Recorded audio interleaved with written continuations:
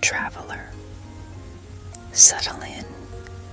The fire is lit, the wind is gentle, and the stars above Middle-earth are watching quietly. Tonight, I will take you to the forgotten corners of the world, to golden plains, ancient forests, and roads long worn by the boots of the brave. This is the story of a young man named Théred and his quiet, determined journey to become one of the riders of Rohan. A tale of grief, courage, wind whispers, and hoofbeats told softly beneath the twilight sky. Close your eyes. Let the world fall away, and let us begin. The last light of autumn bled over the fields as Halet's hollow settled into hush and shadow. Smoke curled slowly from chimneys, and the scent of peat fires hung like a blanket over the village. Earthy, sweet, familiar. A single windmill creaked softly on the hill, its blades catching the amber light as they turned. The wheat had long been harvested, bundled and stored in the barns for the long sleep of winter. What fields remained were only stubble and quiet now, stalks brittle under frost, waiting for snow. By the edge of the village, in a cottage shaded by old oaks that rustled like whispers, a young man sat by the forge. His name was Théred, son of Alric, a blacksmith once known for his fine blades and quiet laughter. Théred sat on the worn bench outside the forge now, his hands resting on his knees, calloused and blackened from the coals. But he had not worked today, nor yesterday, nor for many weeks. He watched the sun descend behind the white mountains. Far to the east, their jagged ridges catching fire with the dying light. In his lap rested a long bundle wrapped in old wool cloth, a sword broken at the hilt. It had once been his father's. The wind shifted. A soft sigh passed through the village, rustling the bare branches above him. Somewhere in the distance, a dog barked once, then fell silent again. Théred closed his eyes. He remembered the sound clearly. That night a year ago, how the orcs came under moonlight, how they moved like oil across the fields, silent and quick until the screaming began, how his father had placed the sword in his hands, whispering words that Théred no longer remembered, only the shape of them, the weight, the finality, and then the flames. Now the forge stood cold, the anvil untouched. Théred had not relit the fire, not since. From down the path came the steady shuffle of old boots and the tap of a walking stick. Théred did not look up. He knew the sound. It was Harlwin, the village elder, who came to sit with him each evening, sometimes in silence, sometimes not. "Evenin', lad," came the low, creaky voice. "Air smells of snow tonight." Théred nodded. I felt it too. The old man sat beside him with a slow exhale, adjusting his cloak and glancing at the sword bundle, still thinking of leaving. "Yes," Théred said, His voice was quiet but resolute. Harlwin hummed, "You're not the first, you know. Others from the Hollow have gone to Rohan before. Riders took 2 of my cousins. One returned with a limp and a crown of scars. The other, not at all. They ride against the darkness," Théred said. "They ride toward it, lad," Harlwin corrected gently. "They ride because they must, because no one else will." Silence returned. The sun dipped below the mountains.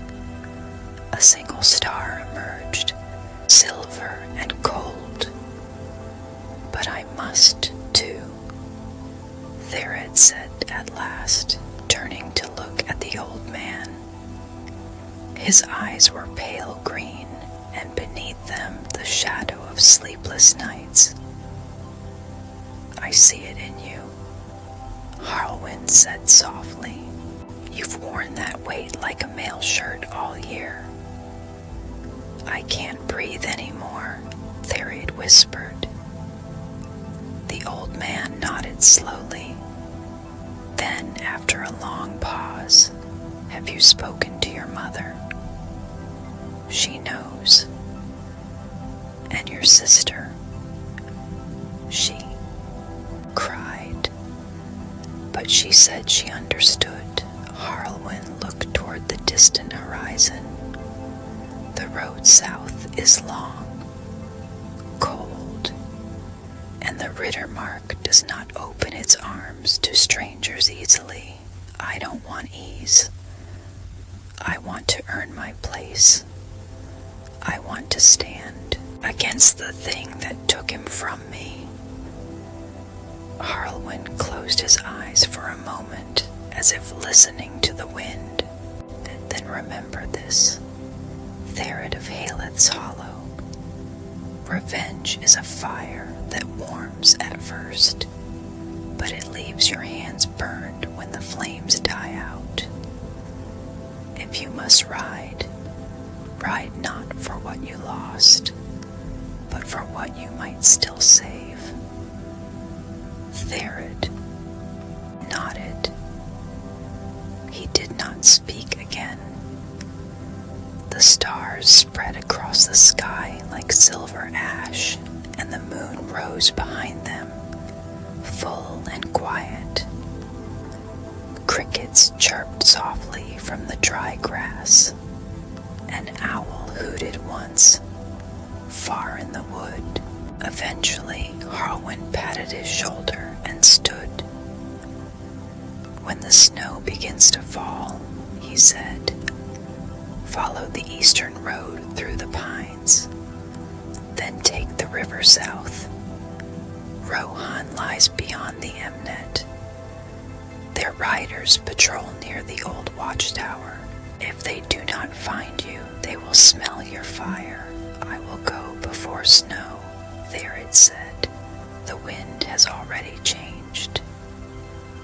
He looked up at the moon, then down at the sword. He pulled back the cloth slowly. The blade was stained. These edge-notched, the hilt cracked where it had been split from a heavy blow, but still it shimmered faintly in the moonlight, as though it remembered. Théred carried it inside, placing it carefully beside a pack he'd prepared over the last month.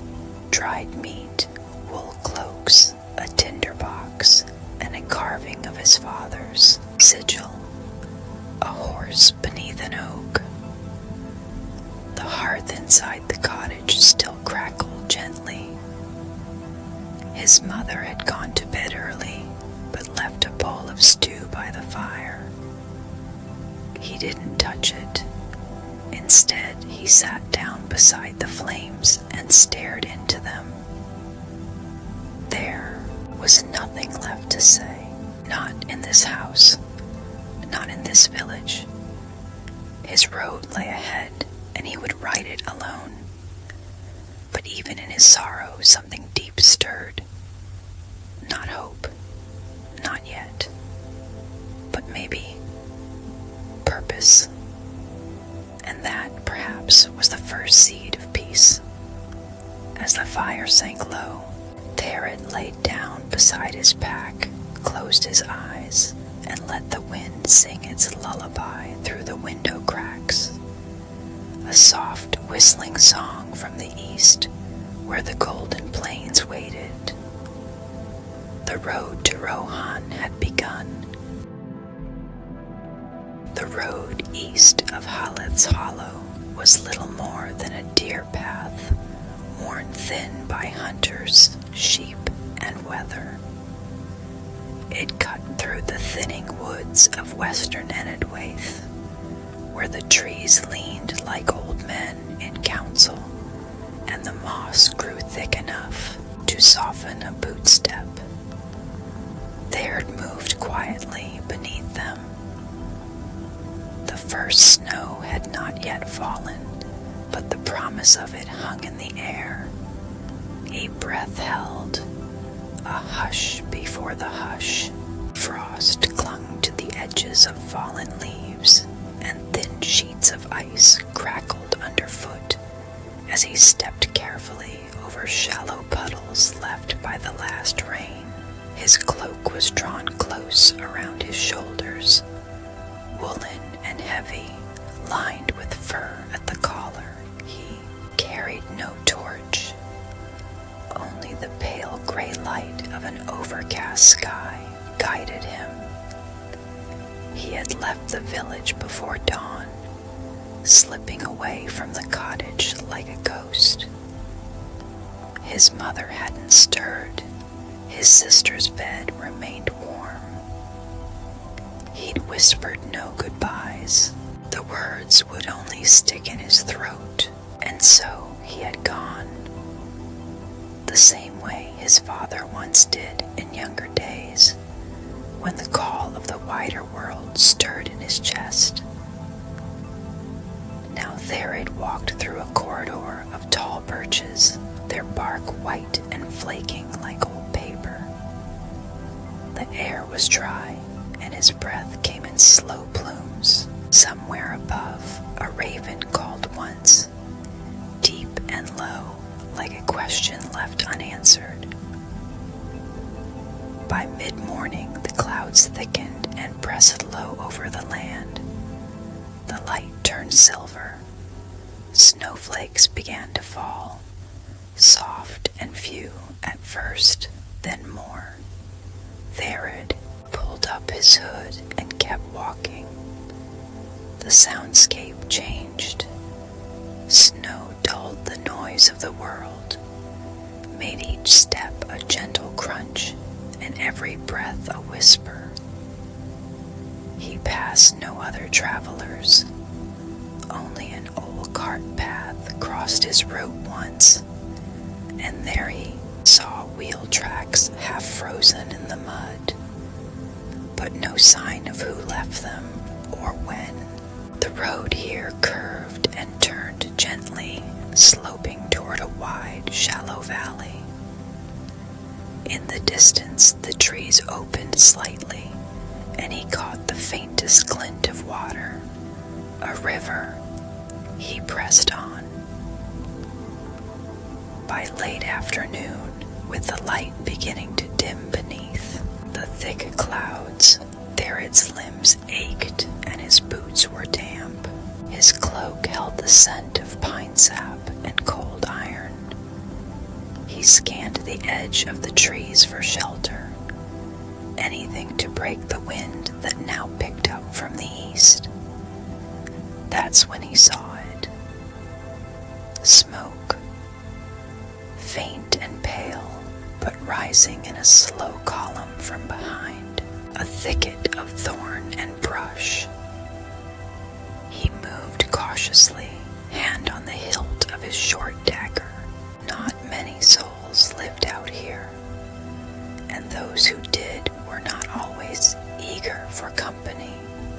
But as he stepped through the low brush, he saw a small fire in in a circle of stones, and beside it sat a woman, wrapped in a green cloak, her hood drawn, her eyes reflecting the flames. She was older than him, but not elderly, perhaps mid-30s. Her hair was dark and braided with beads.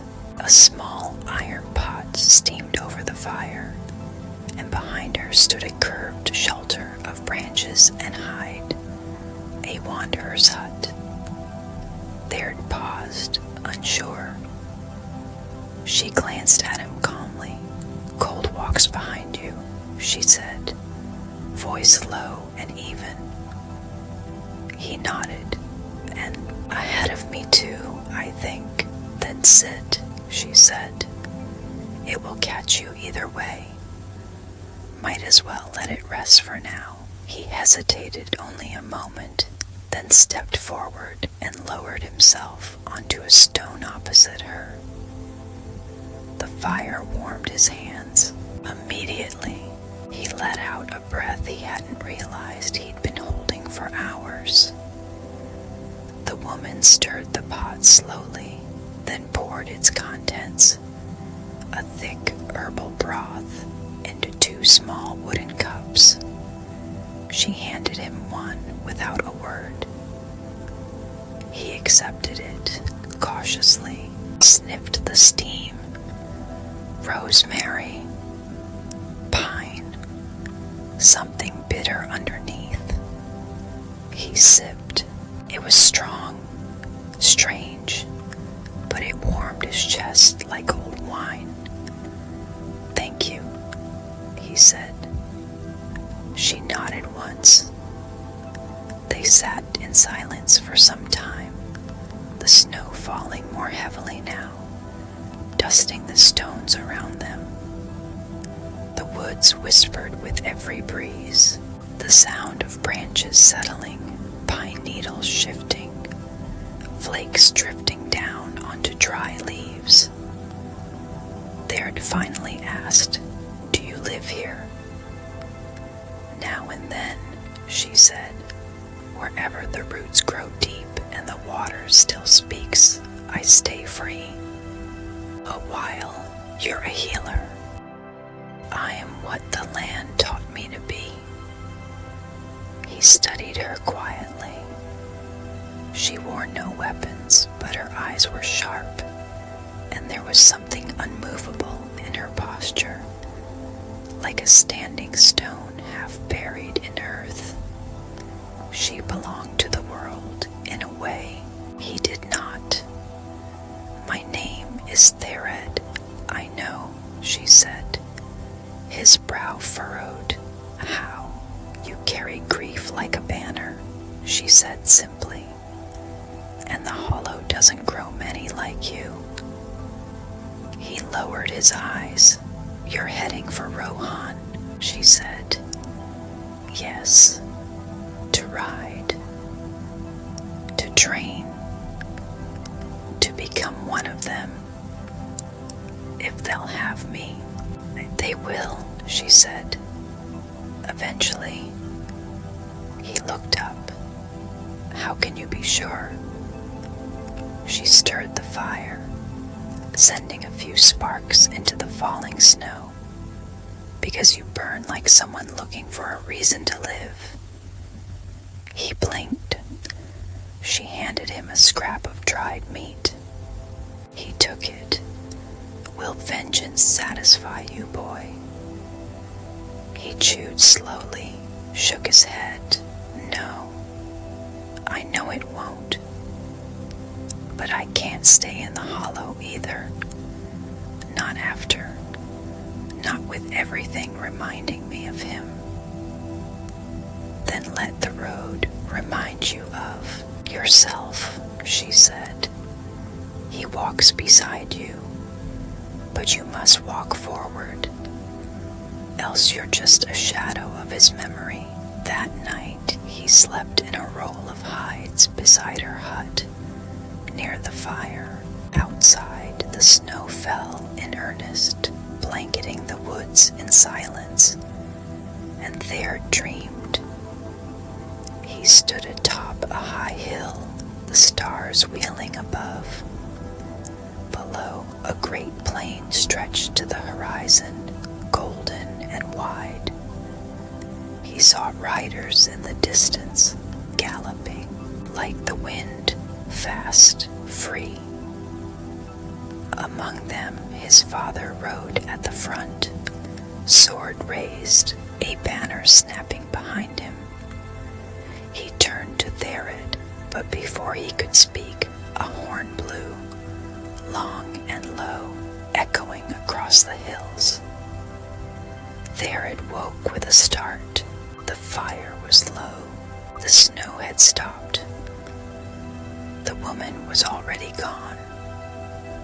Only his pack remained beside him, and beside that, a smooth, polished stone carved with a symbol, a spiral wind etched deep into its face, a token, a gift. He picked it up, held it tight, then, with a deep breath, there it stood, pulled his cloak tight, and stepped back onto the path, south, toward the river and the unseen plains beyond.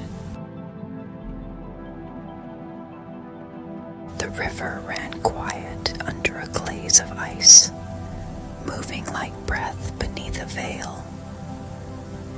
Théred followed it southward, boots crunching softly on the snowy banks, the gray sky heavy above him. It had been 2 days since he'd left the healer's shelter behind, and the cold had settled more deeply into his bones. But he did not waver.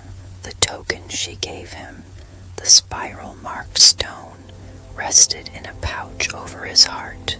He had not looked at it again, but its weight was a comfort, like a whisper reminding him that someone had seen him, truly seen him, and not turned away. On the third evening, as the sun broke briefly through the clouds and cast pale gold across the frozen reeds, he saw it. Atop a lone hill near the bend of the river, surrounded by crooked trees and a scattering of broken walls, stood the remains of a tower. Half its height had fallen in on itself, and vines coiled through the stone-like veins, but still it stood, tall, defiant, watching the land like a silent sentinel. Théred climbed the hill. With each step, his heart beat a little faster. There was something about this place, something ancient, not evil, but old and soaked in memory. When he reached the base of the tower, he paused. The wind shifted. A low howl passed between the broken stones, curling through the cracks like a breath long exhaled. Théred stepped inside.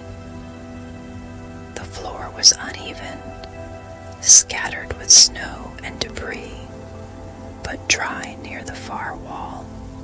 A few charred logs told of travelers who had come before. It would serve for shelter. He dropped his pack and looked around. Carvings marked the inside walls, worn and faded by time, but still legible in places. Runes in the tongue of Gondor, the common speech of men, words of warning, words of mourning. He ran his fingers over one line that remained clear. Remember the wind. It carries all things home. A shiver passed through him, not from the cold. He sat by the far wall, unwrapped his father's broken sword, and laid it across his knees. Outside, the wind rose, brushing the trees. A flock of birds burst from the high branches, cawing into the dimming sky. He stared at the blade. It had once sung with purpose. His father had wielded it with strength and clarity, not for glory, but for protection, for love. Théred didn't know what his own blade would sing of, if it ever found its voice. That night he lit a small fire with care. He ate in silence, only dried meat and stale bread. The wind outside hissed across the hilltop. At times he thought he could hear faint voices in it, not words, not ghosts, but emotion, sorrow, longing. Sleep came slowly. In his dreams, the tower stood whole. Flags flew from its spires, and soldiers in silver and black paced the battlements. Below, Théred saw a younger version of himself walking through the gate, eyes wide with awe. His father stood at the top of the tower, waiting, smiling, but when Théred reached him, he was gone. Only wind remained. He awoke before dawn. Ashes glowed softly in the pit. The wind had stilled. A strange quiet blanketed the hill, as though the very trees were holding their breath. Théred stood, stretched his sore limbs, and stepped outside. Snow covered the valley in white velvet. The river gleamed with silver light. The world was cold, still, perfect in its silence. He walked to the edge of the hilltop and drew the broken sword. Then slowly, carefully, he began to move through the forms his father had once taught him. Sword work not for show, but for survival. The arcs, the angles, the stances. He was clumsy at first. The broken blade threw off his balance, but he kept going, breath by breath, step by step. His boots left marks in the snow. The wind lifted the edge of his cloak. Somewhere, a hawk cried overhead. By the time the sun rose fully over the mountains, Théred was sweating beneath his wool layers. His breath steamed, his muscles ached, but he felt lighter, not healed, not whole, but more real, more present. He sheathed the broken blade and stood in the quiet. The tower loomed behind him like a ghost of the past, but the path ahead, winding down the hill, along the river, toward the golden lands beyond, shimmered in the new light. He packed slowly, carefully, as he shouldered his cloak and stepped away from the ruins. He looked back only once. The stone wall still bore the inscription, "Remember the wind. It carries all things home." Théred closed his eyes and for a moment let the wind pass over him, through his hair, over his skin, into his breath. Then he walked on. The road to Rohan still waited, but he no longer walked only for the dead. He walked to become.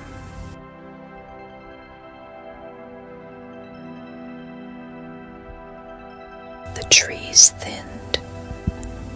Gradually, subtly, the pines gave way to hawthorn and gnarled willow, and then even those fell behind. Théred stood at the edge of the forest, breath caught in his throat. Before him stretched the Eastham net, golden even in winter's faded light. A rolling sea of tall grasses, dry and windswept, moved like waves beneath the low sky. Hills rolled in soft humps far into the horizon. Here and there, lonely trees stood like watchmen. Faint tracks marked the passage of hooves. Dozens, maybe hundreds. He had made it. He had reached the Rittermark. A cold wind swept across the plain, lifting the edge of his cloak. It smelled of horses and heather and open space. Théred stepped forward slowly, boots sinking slightly into the soft, grassy soil. It was vast, more than he had imagined, and he felt for the first time in weeks small. Not in weakness, but in wonder. He made his way along a narrow trail, marked only by shallow grooves in the earth, the kind left by riders on long patrol. Birds circled overhead, and the clouds hung low, but there was no snow here, only the dry hum of wind and the distant possibility of thunder. By midday, the sun broke briefly through the gray, casting gold over the fields. Théred paused to drink from a small spring and eat what little remained of his bread. Then he heard it, a sound far off, rhythmic, powerful, familiar. Hoofbeats. He rose quickly, eyes scanning the distant hills. And then he saw them, a line of riders, perhaps 5 or 6, galloping across the crest of a hill to the east. They moved like fire through grass, swift and fluid, banners trailing behind. Their cloaks snapped in the wind, and their spears caught the light like silver. Fangs.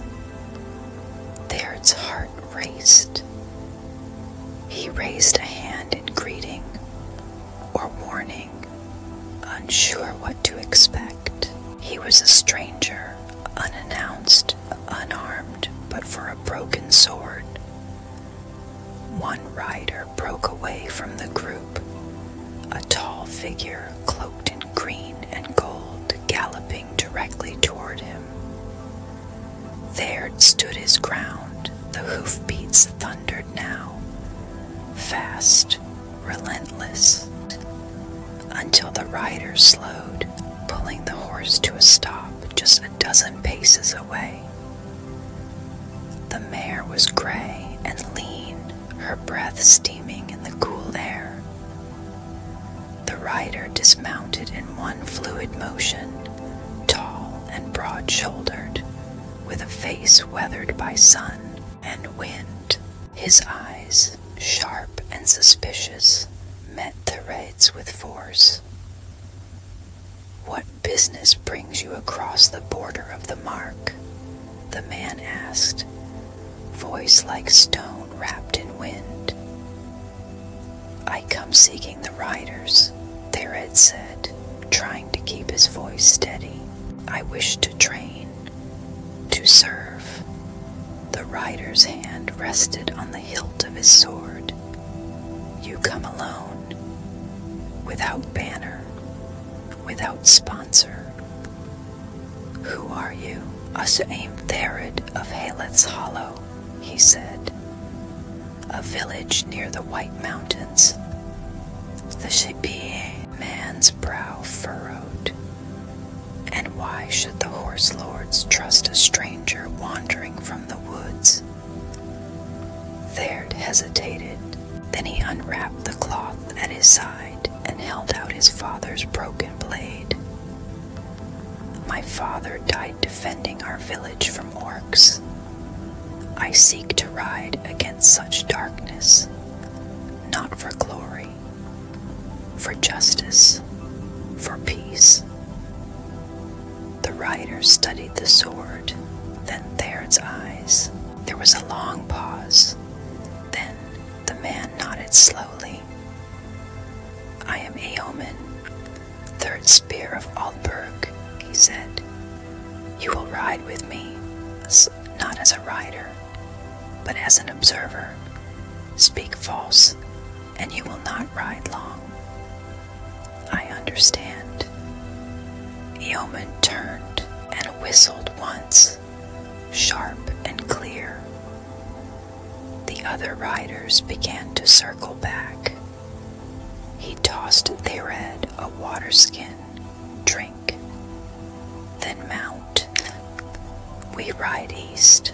Théred looked at the horse beside him, smaller than Éomen's, chestnut brown with a single white streak down her nose. She met his gaze with an almost impatient huff. I don't know her name, Théred said. She is Elfrida, Éomen replied. She bites. Mind your fingers. Théred smiled faintly and reached up slowly. The mare watched him, ears twitching, then allowed him to mount, barely. As they rode, the land rolled past them in golden waves. The riders moved in, a tight formation, watching all directions, their eyes ever on the horizon. Éomen rode beside him. You ride well enough for a stranger. My father taught me, Théred said, before the war came. The older rider nodded, then his hand was sure. For hours they rode in silence, broken only by the whistle of the wind and the calls of hawks overhead. Théred's legs ached, his back stiffened, but he kept pace. As twilight fell, they approached a small outpost, little more than a hilltop encampment, ringed with stones and a single banner of Rohan fluttering in the wind. They dismounted. Théred stretched, legs burning, and was given a simple blanket and space near the fire. That night, Éomen sat across from him, sharpening his blade. You froze when I rode at you, he said without looking up. I didn't know what to expect. Good. Better to expect nothing than to guess wrong. Théred nodded. Then after a pause, have you ever lost someone? To orcs? Éomen's hand paused briefly. My wife, he said, and a son. Long ago. Silence settled. I'm sorry. Éomen shrugged. It was war, and I am still here, because someone must be. He looked up, eyes sharp again. If you truly mean to ride with us, you must understand this. Rohan does not ride for vengeance. We ride because the Sevion land needs watchers, and the people need hope. Théred stared into the fire. I think I need that too, he said. The wind that rose in the night that smelled of smoke. Théred woke before dawn to the sound of murmuring voices and the distant crack of hooves on frozen ground. Riders stirred quietly in the camp, wrapping their cloaks and checking saddles. The fire had burned low, but no one tended it. The morning was too urgent for warmth. Eomun stood by the watchpost, speaking with a scout who had returned breathless in the dark. Eastfold village, the scout said, 3 leagues off. Orc raiders, fires already lit, children fleeing to the hills. Thered's blood turned cold. He stood tightening his belt, pulling on his cloak. Around him, the riders were already mounting. No horns were sounded. This was no charge of glory. It was a desperate sprint toward smoke. Alfreda nickered softly as he approached. He mounted quickly, hands trembling. Do not speak unless spoken to, Eomun said, riding past, and do not lose your head. Then he was gone, galloping into the gray pre-dawn, his banner snapping behind him. Théred followed. The sun barely crested the hills as they rode hard across the plain. Smoke curled in the distance, thin black streaks rising against the amber morning. Théred's heart pounded with each hoofbeat. His mind raced. This is real. There were no practice drills, no instructors, no time, only the fire and the fear. They reached the first signs of the attack just past a low ridge. A stone fence toppled, a barn smoldering, a child's toy half buried in the mud, crows already circling overhead. Eomun raised a hand. The riders fanned out. Théred tried to steady his breathing. He gripped the hilt of his father's broken sword, the only blade he carried. His palms were slick. Then came the roar. From behind a half-burned haystack, 5 orcs surged forward, squat, broad-shouldered, clad in mismatched armor. Their eyes gleamed red beneath jagged helms. The riders met them with grim precision. Théred barely registered the first clash. The scream of a horse, the crunch of spear on bone. A rider fell to the left. Another drove his blade clean through a charging orc. Then one turned toward Théred. Everything slowed. The creature was massive, wielding a curved axe, still dripping blood. It charged, snarling, boots pounding over the frost-cracked ground. Théred froze, his feet locked in the stirrups, his hand trembling. The orc raised its axe, and then a blur. Eomun's spear drove clean through the orc's side, lifting it off the ground before it collapsed in the mud. Move, Eomun shouted, riding past him. Now Théred, but Théred couldn't. His breath came in short bursts. His vision swam. All he could see was the broken sword in his hand, the blood on the snow, and the memory of fire. The night his father fell.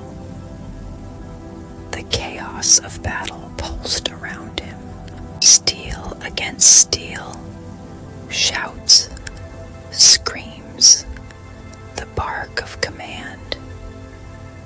And all Théred could do was sit there, heart hammering, frozen in the saddle. Then a hand gripped his arm.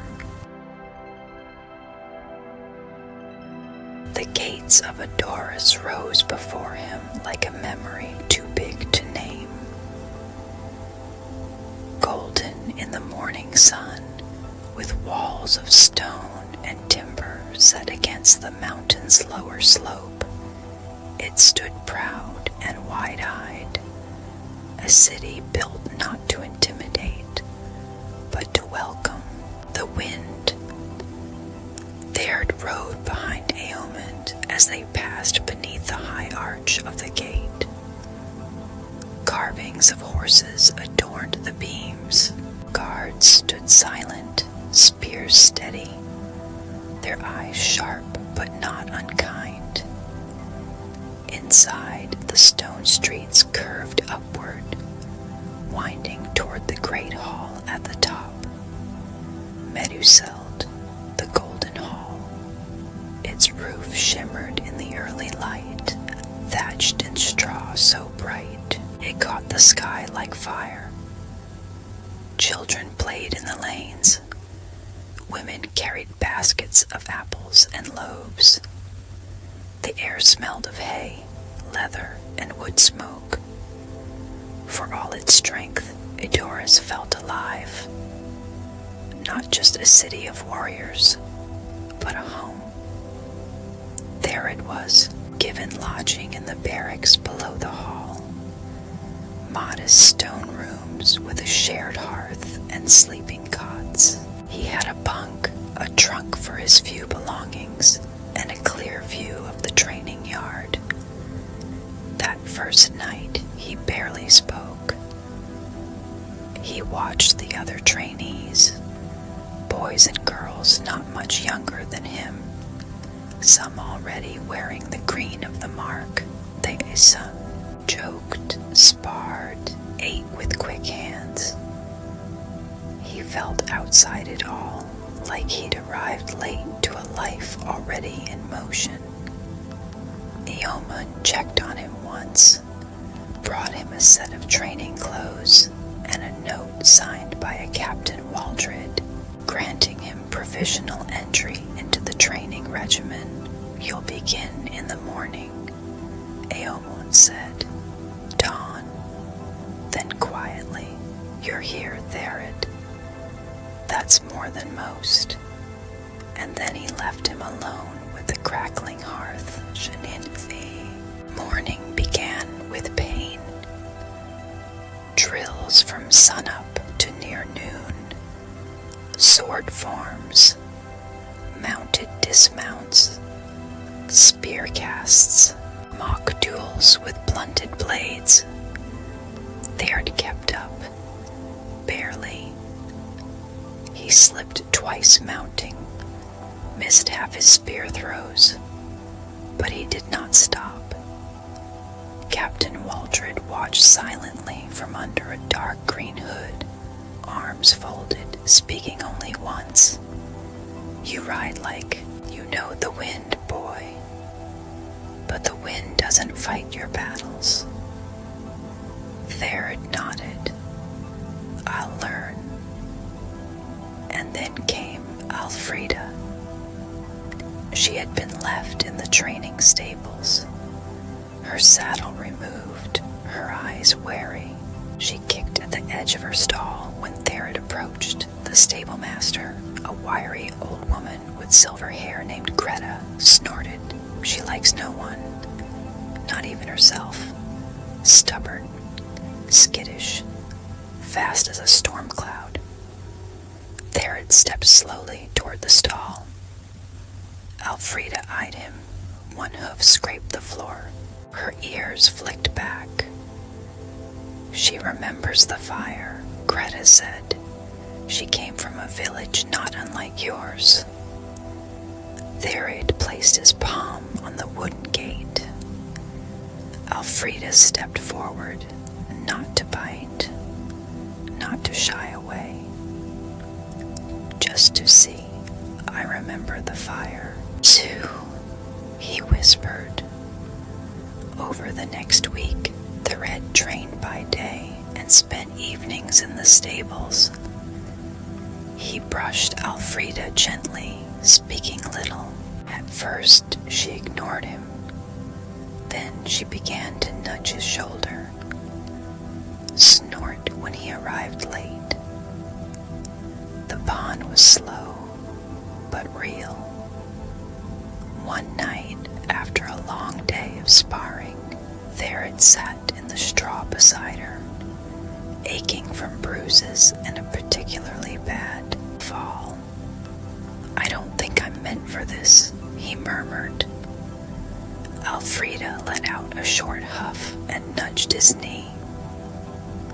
He smiled for the first time in days. Lessons deepened. Captain Waldred had no kindness, but he was fair. He watched how Théred stood, not how he stumbled. He corrected with a sharpness that left no doubt, but with the eyes of one who had seen war up close. "You hold your blade like a memory," he said one morning. "Learn to hold it like a choice." Théred repeated the form, slower, steadier. Waldred nodded once.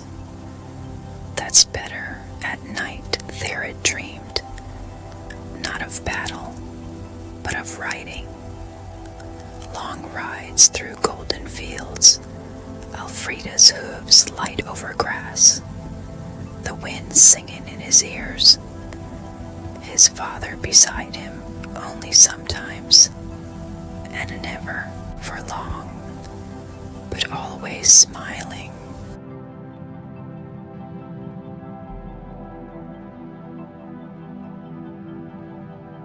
One afternoon, the trainees were taken to the inner riding field, where a tall rider with sun-browned skin and a silver-trimmed spear demonstrated the art of mounted combat, striking targets at full gallop. Each trainee was expected to try. Most failed. Théred mounted Elfrida, breath slow. His fingers tightened on the reins. "You don't need to prove anything," he whispered. "Just ride." She snorted. He nudged her forward. She leapt. They thundered across the field, faster than he intended, and at the final moment he leaned, raised the training spear, and struck. The dummy's head spun off into the dirt. Silence, then cheers. Captain Waldred didn't smile, but he gave Théred a long, considering look and nodded. That night, Théred walked alone beneath the stars beyond the training grounds. He looked up at the wide sky, full of quiet constellations. He didn't feel like a rider yet, but for the first time in his life, he didn't feel like he was only running from grief. He was riding towards something real.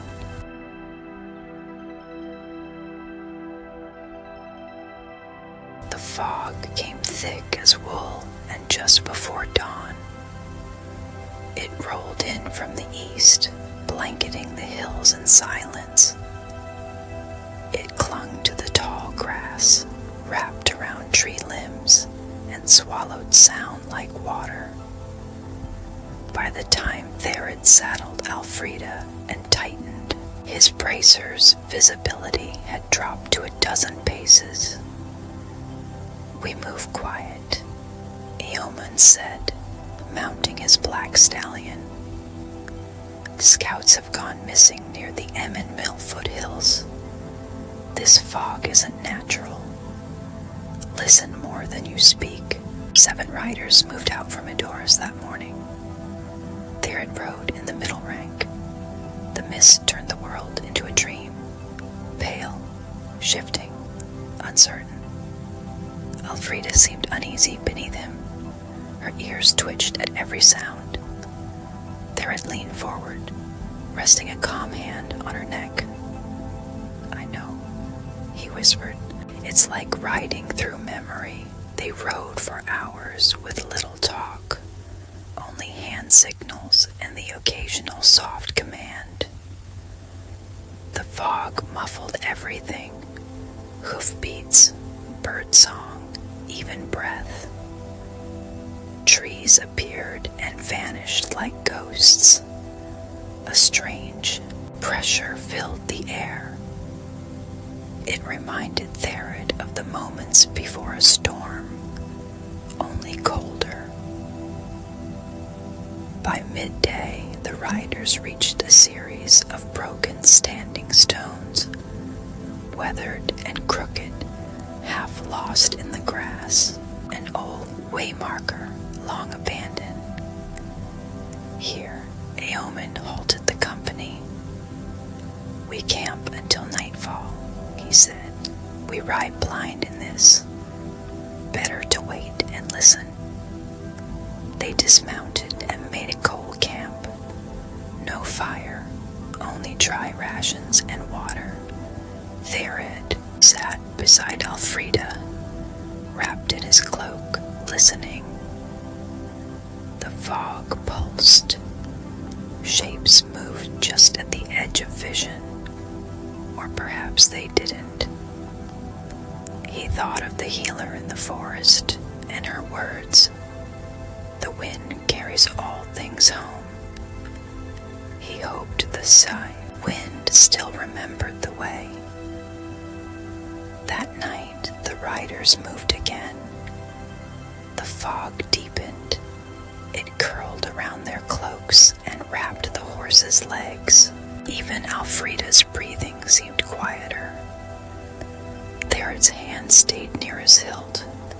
Then around the bend of a narrow glen, it happened. A shriek, high, sharp, inhuman, ripped through the mist. Éomen drew his blade. Shields. Steel rang softly. The riders circled, back to back, eyes scanning the shifting white. Another shriek. Closer, and then they came, orcs, at least a dozen, bursting from the fog like beasts unchained, their axes raised and voices howling. The riders countered instantly. Théred's heart slammed against his ribs. He didn't freeze this time. He moved. Elfrida reared, kicking a snarling orc square in the chest. Théred swept low with his sword, catching another across the shoulder. He heard screams, some orc, some not, all lost in the muffling fog. Shapes darted, steel flashed. Blood hit the grass in dark arcs. Éomen shouted commands, but they echoed strangely, warped by the mist. Théred couldn't see more than a few feet in any direction. He stayed close to Elfrida, trusting her instincts more than his own eyes. An orc lunged from the side. He parried, barely, then countered with a strike to the neck. The orc dropped, breathing hard. Théred turned. A rider lay wounded in the grass, an arrow in his thigh, blade lost. Théred leapt down. The man was young, not much older than Théred himself. He gritted his teeth in pain, clutching his bleeding leg. "Help me," he gasped. Théred heard more shapes moving, fast, circling. No time. He hauled the rider over his shoulder with a grunt, staggering toward Elfrida. The mare sidestepped to allow him closer, already sensing the danger. "Come on, come on." He managed to swing the wounded rider up behind the saddle. An arrow hissed past his head, missed by inches. He mounted, kicked. Elfrida leapt forward, hooves pounding. she cut a sharp path through the fog, back toward the hill they had scouted earlier. Somewhere behind, the sounds of battle faded. By the time they reached the marker stones again, the fog had begun to lift. The wounded rider was unconscious but breathing. Théred lowered him gently, binding the leg as best he could. Then he waited and waited. Minutes passed like stones dropped into water. Eventually, shapes emerged from the mist. Éowyn, 3 others, bloodied but alive. They joined Théred silently.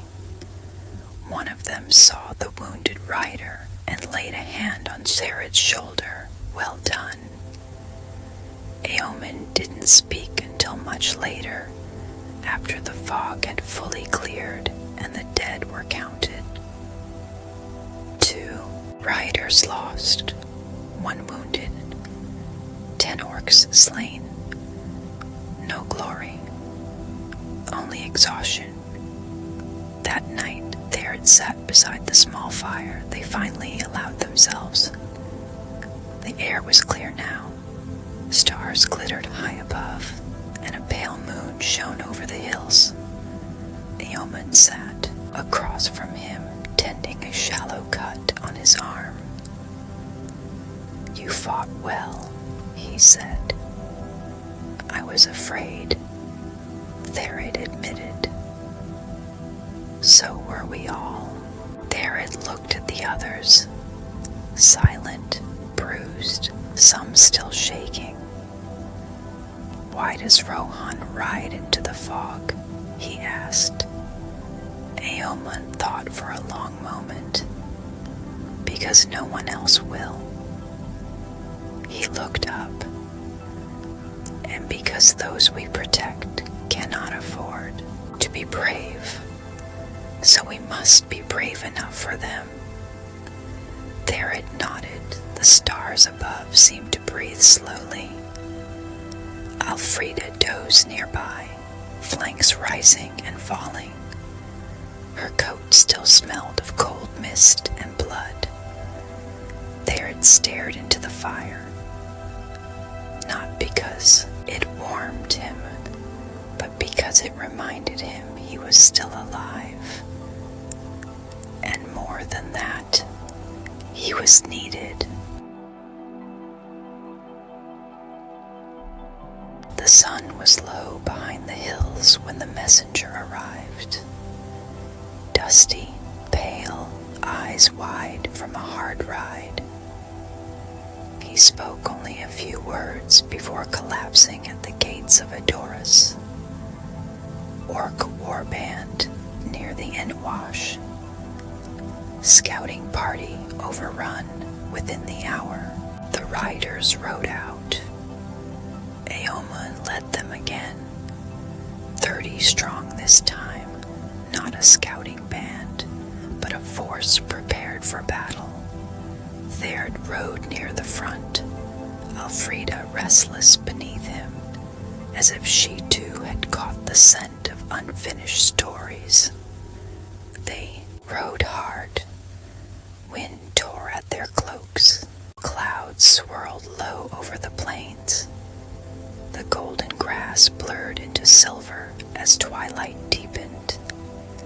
By nightfall, they reached the river's edge and saw the smoke. A broken village, burned homes, livestock scattered.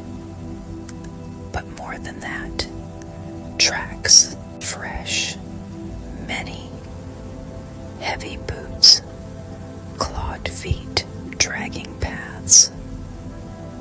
"The warband's large," said one rider, crouching near a track, "at least 25. Éowyn scanned the darkening horizon. "They won't risk moving by day. We strike at first light." The riders dismounted, setting camp low in a hollow beyond the ridge. no fires, only silence, swords, and waiting. Théred sat beside Elfrida, slowly running a brush through her mane.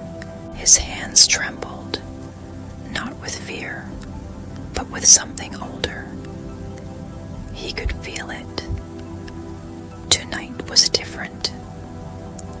The sky broke with pale fire come dawn, a ribbon of gold and gray across the east. They found the orcs less than a mile away, camped along a narrow bend of the Entwash, half hidden among the willows and shattered stone. They were larger than most Uruk-hai and mountain breeds, broad and armored. Their fires smoked thick and bitter, and at the center of the camp, impaled on a broken spear, was a sword. Théred's heart stopped. It was his father's. There could be no mistake. Even across the field, he knew the worn hilt, the crack at the pommel, the wrapping his father had once replaced by firelight. The blade glinted in the smoke like a scream held too long. One orc stood beside it, taller than the rest, broad-chested, a helm of riveted steel. He laughed as the riders approached. The charge was thunder and flame. Rohan's horns sounded sharp across the river, and the riders came down the slope like the fury of the wind. Swords sang, spears shattered. The orcs rose to meet them with snarls and curses.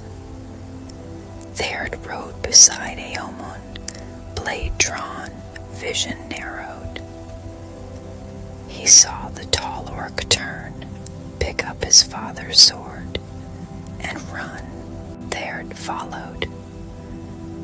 Through the smoke, the chaos, he pursued the creature, down into the willow-shrouded river bend, where reeds cracked underfoot and mud pulled at boots. The orc turned at last, sword in hand, looking for this little man. It hissed, lifting the blade, took it off a weakling who died begging. Théred said nothing. His hands trembled, not with rage, but with weight. He stepped forward, slowly, blade raised. The orc charged. Steel met steel. Sparks flew. The broken blade in Théred's hand held, barely. He dodged, struck low, was thrown aside. Mud soaked his shoulder. He rose again. The orc grinned. He was slower than you. Another strike. Théred parried, countered, slashed the orc's leg. Blood sprayed the reeds. The orc roared and lunged. Too fast. The blade came down.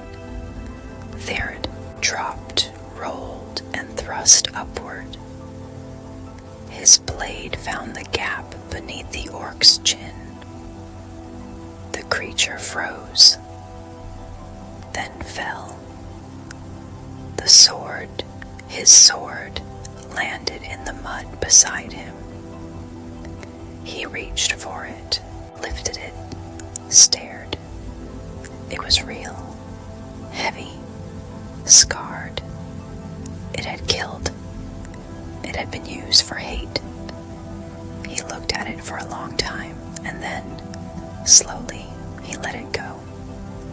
He dropped it into the water, where the river carried it downstream, away. He stood there, watching the current take it, and for the first time since his father died, he did not feel hollow. He felt clean. Éomun found him a short time later, You killed him. Yes. You took the sword. No. Théred said softly. I let it go. Éomen said nothing, only nodded. Then he looked out at the river. It's a good place for old pain, he murmured. The Entwash forgets everything, given time. Théred watched the water flow. Sunlight caught the surface now, glimmering. I thought vengeance would feel bigger, he said. Éomen shook his head. Vengeance is small, he said. What you did, that was something greater. That night they camped on higher ground. The wind was still. Stars peeked through broken cloud. Théred sat beside Elfrida, running his fingers through her mane. He felt no joy, but no grief either, only peace and purpose, not revenge, not anger, just the knowledge that he had faced what haunted him and chosen a different end.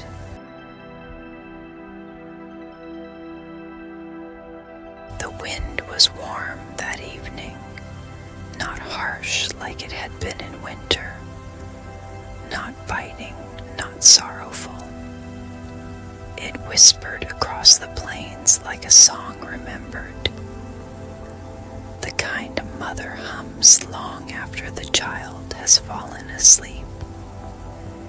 It carried with it the scent of wild flowers and turned the grass into golden ripples that stretched into the horizon. Théred stood at the top of a quiet rise, just below the gates of Adoris. He was not alone.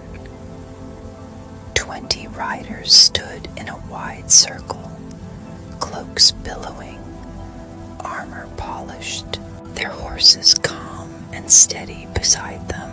The torches they held flickered but did not waver. Éomen stepped forward, a small scroll in hand. Théred of Haleth's Hollow, he said, voice steady.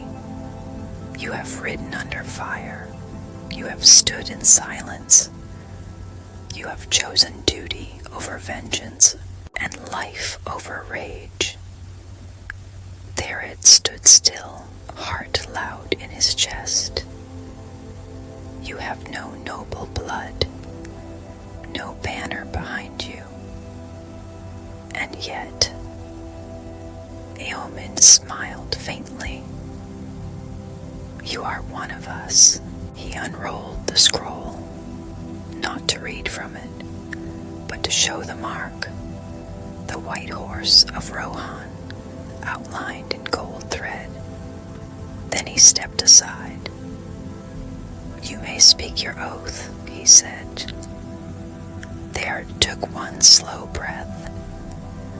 The wind touched his face, soft as a hand, and he began, I, Théred, son of Alaric, do swear by the wind that crosses the plains, by the hooves that shake the earth, by the fire that warms, and the steel that guards, to ride with Rohan, to shield the weak, to defend the land, and to carry no blade in hatred, but only in hope. I swear this until death, or until the wind no longer knows my name. The silence after was total. The wind paused as if to hear it settle. Then Éomen stepped forward and placed his hand on Théred's shoulder. Then ride, Théred, not as a guest, but as a rider of the mark. He handed Théred a small silver brooch, the same white horse, its mane shaped like wind. Théred fastened it to his cloak. Somewhere behind him, a horn was blown. Not loud, not for war, but for remembrance. The other riders raised their spears. The stars above watched quietly. That night, Théred stood alone outside the stables. He leaned against the gate, watching Elfrida rest in the straw. His fingers touched the brooch. He didn't cry, not because there were no tears, but because they were no longer needed. He dreamt. He stood on the plains beneath a sky of burning stars. His father stood across from him, not as he died, but as he lived. Strong, smiling, his hand resting on a sword no longer broken. He said nothing, only nodded, then mounted a pale horse and turned to ride. Théred watched him vanish into the wind and woke with peace in his chest. The grass had grown taller. Théred noticed it first as he rode over the crest of the ridge, looking down into the valley of his childhood. Haleth's Hollow. The same houses, thatched and low, the same winding paths between stone walls. But spring had come, and with it, green. Smoke curled from chimneys, but not from fire or ruin, from baking bread, from life. Elfrida snorted gently beneath him. He patted her neck, slowing her to a walk as they descended toward the edge of the village. Children were playing near the old willow. Laughter, real and bright, carried on the wind. A cart trundled past, driven by a man Théred recognized vaguely but could not name. They stared as he passed, not with fear, but with quiet surprise. He wore the cloak of Rohan now, and at his shoulder the brooch gleamed. His mother opened the door slowly. She didn't cry. She simply stepped forward and wrapped her arms around him, and for a long while neither spoke. When they finally sat by the hearth, tea in their hands, and the sound of the river murmuring outside the cottage window, she said, "You walk like your father." Théred smiled. "I ride a little better than he did," she laughed softly.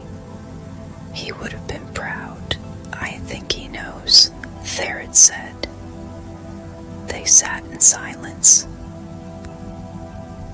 Later, his sister joined them, taller now, hair braided like their mother's, eyes bright with disbelief.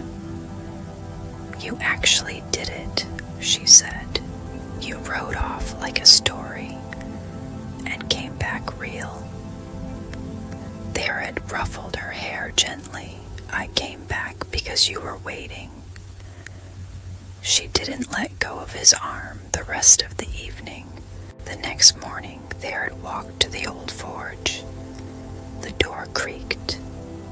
Dust drifted in the light. The anvil stood where it always had. A hammer lay beside it, worn smooth from years of use. He knelt and lit the fire, not to forge a sword, just to remember. The sound, the crackling, the bellows, the old rhythm of home. Outside, he heard hooves. Éomer had told him he could return for a week, no more. The wind moved through the open door. He let it fill the room. Then he stood, turned, and left the forge behind, not with sorrow, with peace. As he rode out again, children ran alongside him, the same path he'd once walked alone in frost. Now the trees were budding, the fields hummed with bees.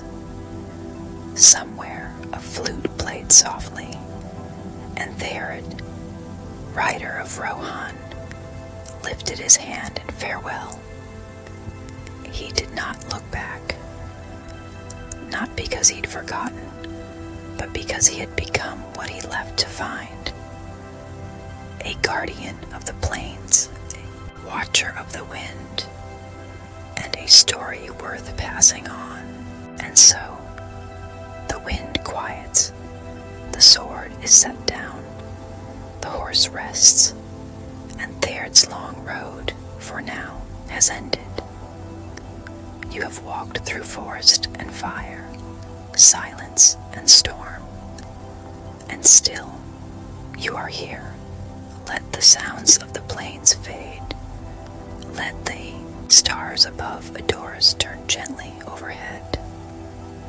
You are safe now. The journey is complete. Breathe in and breathe out. May your dreams carry you far on roads of gold and soft wind.